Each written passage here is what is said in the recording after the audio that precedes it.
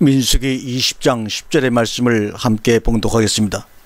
모세와 아론이 회중을 그 반석 앞에 모으고 모세가 그들에게 이르되 반역한 너희여 들으라. 우리가 너희를 위하여 이 반석에서 물을 내려 하고 모세가 그의 손을 들어 그의 지팡이로 반석을 2번 치니 물이 많이 쏟아나오므로 회중과 그들의 짐승이 마시니라. 오늘은 이 민수기 20장 10절의 말씀을 가지고 무리바와 물의 교훈이라는 제목으로 하나님께서 오늘 우리에게 주시는 귀한 은혜를 나누도록 하겠습니다.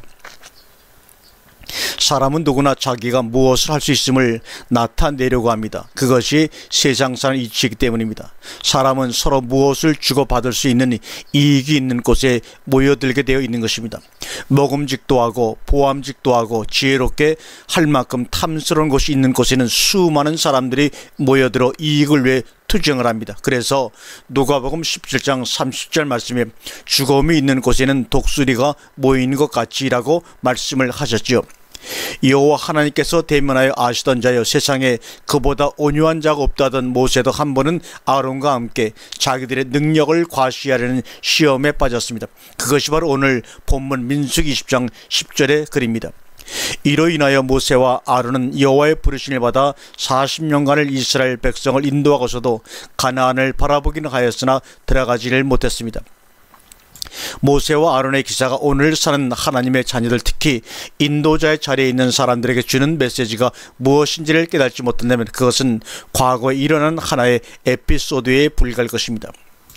예수께서 공생의 시작 전에 광야에서 사탄에게 3가지의 시험을 받으셨는데 그중 둘째 것은 성전 꼭대기에서 뛰어 떨어져 내리라는 시험이었습니다.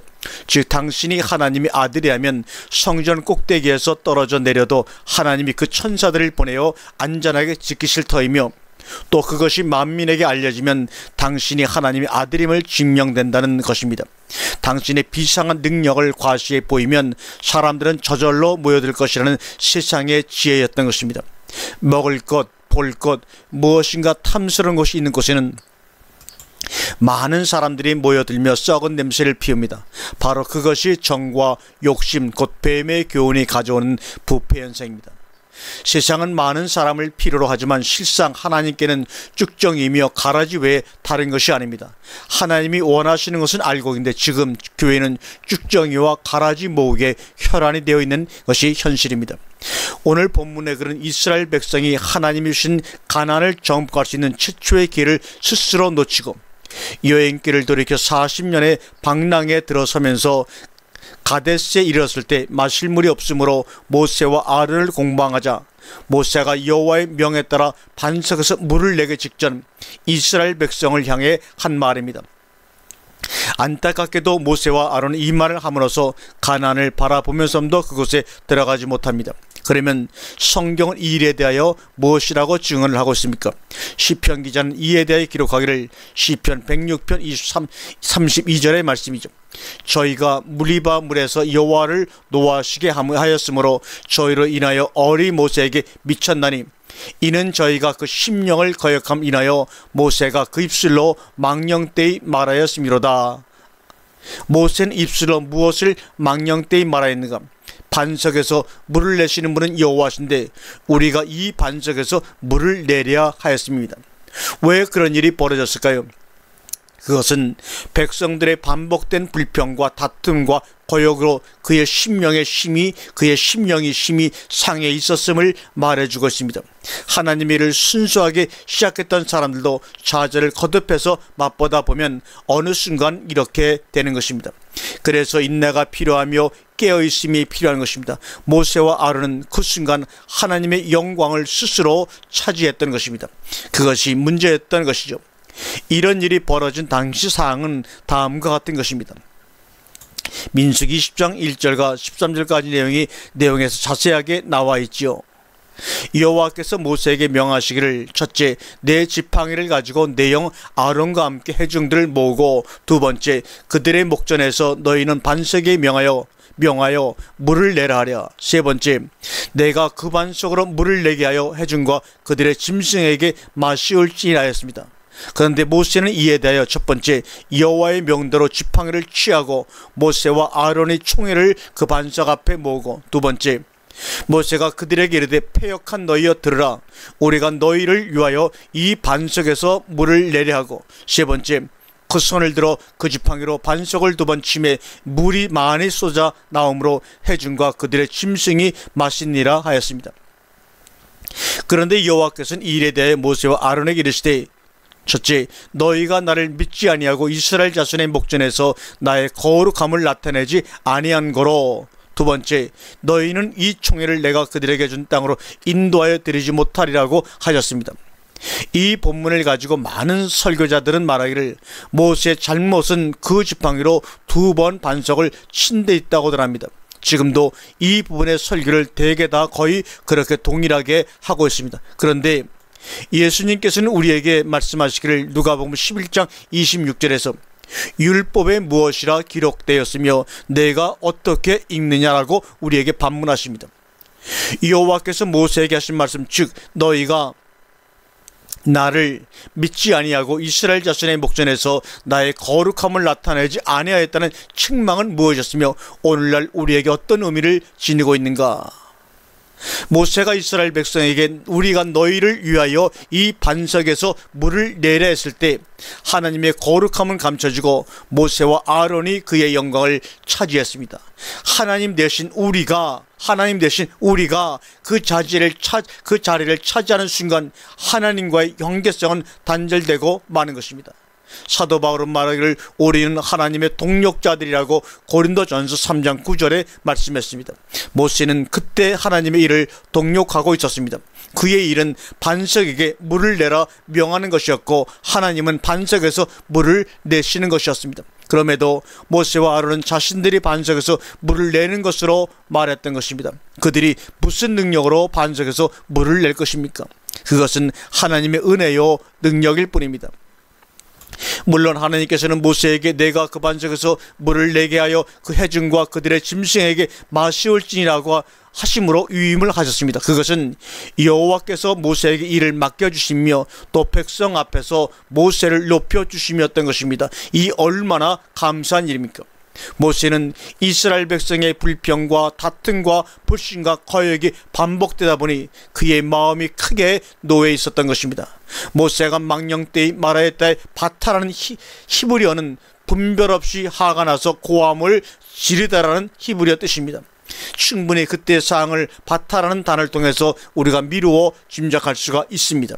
그래서 사도 바울은 말하기를 내가 내 몸을 저복종하게 하면 내가 남에게 전파를 한 후에 자기가 도리어 버림이 될까 두려워함이로다고 고린도전서 9장 27절에 말씀을 하고 있습니다. 인도자가 된다고 하는 것은 정말로 쉬운 일이 아닙니다. 그래서 우리는 항상 내가 누구이며 무엇을 하는 자인가를 한시라도 잊지 않아야 하나님의 참된 동력자인 것입니다. 그럼에도 오늘날 많은 사람들이 하나님의 일을 한다고 하면서 스스로의 힘으로 무엇을 하는 줄 알고 자기 교회, 자기 목사, 자기 집단 등을 앞세우며 자랑하며 거침없이 하나님의 영광을 탈취해냅니다. 우리가 너희를 위하여 이 반석에서 물을 내랴. 우리가 너희를 위하여 구원을 내랴. 우리가 너희를 위하여 축복을 해주라. 우리가 너희를 영광스럽게 해주랴. 우리가 너희를 위하여 기도해 주랴 등등 이루 말할 수도 없습니다. 본문에서 여호와께서 모세와 아론에게 말씀하시기를 너희가 나를 믿지 아니하고 라고 하셨는데 그 의미는 무엇입니까? 모세와 아론이 정말 하나님을 믿지 않는 사람들이라면 이스라엘 온 회중을 반석 앞에 모으고 그 지팡이로 반석을 칠 수 없었을 것입니다. 그렇다면 저희가 믿는 것은 무엇이며 믿지 못하는 것은 무엇인가? 또 모세는 왜 반석을 2번을 내리쳤을까?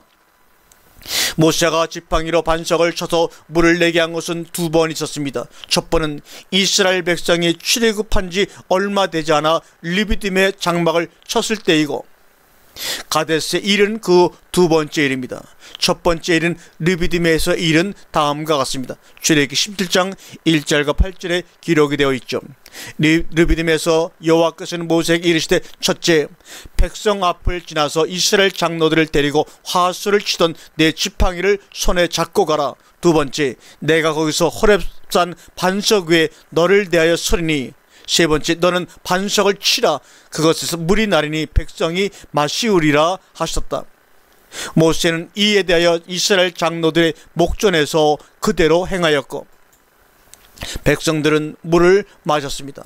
분명히 르비딤에서는 여호와께서 모세에게 반석을 치라 명하셨습니다. 가데스에서는 여호와께서 모세에게 반석을 명하라 하셨습니다. 치라와 명하라 한 것은 분명히 다릅니다. 반석에게 명하라 하셨음에도 불구하고 모세는 반석을 내리쳤던 것입니다. 여기에서 모세가 하나님을 믿지 않았음이 드러납니다. 즉 르비딤에서 반석을 쳐서 물을 내었으니까 당연히 가데스에서 반석을 쳐야 물이 날 것으로 믿었던 것입니다. 그러나 하나님께서 물을 내실 것은 믿었으나 반석에게 명하여 물을 내는 것은 믿지 못했던 것입니다. 그러면 반석을 두 번 친 것은 무엇 때문인가?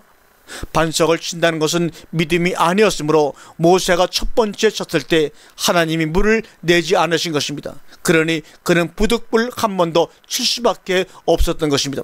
두 번째 쳤을 때 반석에서 물이 솟아온 것은 하나님께서 모세와 아론을 긍휼히 여기셨던 것입니다.